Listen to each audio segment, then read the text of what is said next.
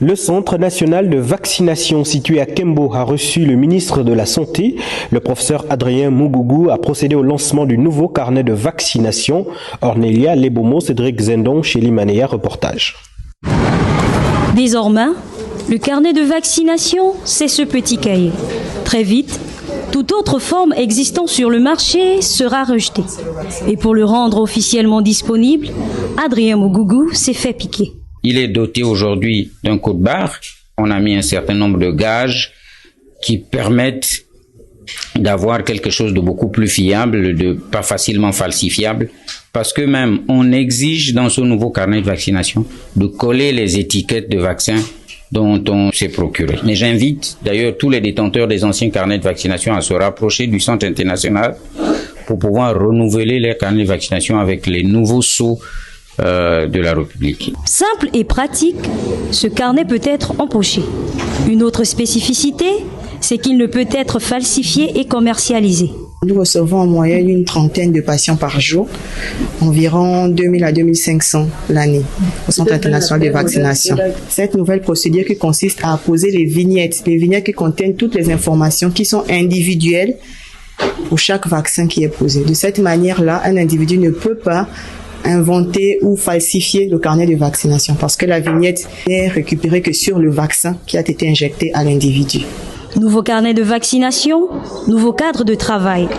Le ministre de la Santé annonce la délocalisation du Centre international de vaccination au centre-ville dans les prochains jours à Libreville.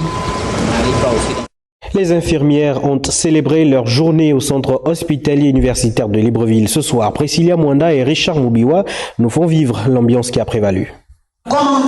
En première ligne des soins de santé, on retrouve les infirmières.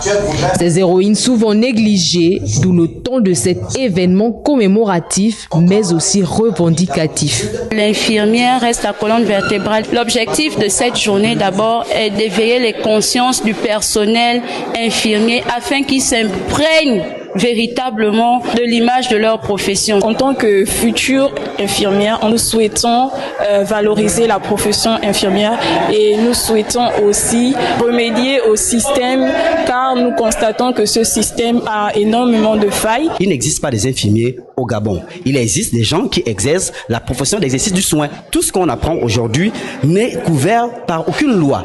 Alors, si vous travaillez en absence de texte, c'est que vous travaillez dans le noir. Nous ne voulions plus travailler dans le noir. Plusieurs ateliers participatifs à l'ordre du jour, avec pour socle la valorisation de la profession dans la chaîne médicale. Le thème, c'est l'implication de l'infirmière dans l'éducation thérapeutique d'un patient diabétique de type 2.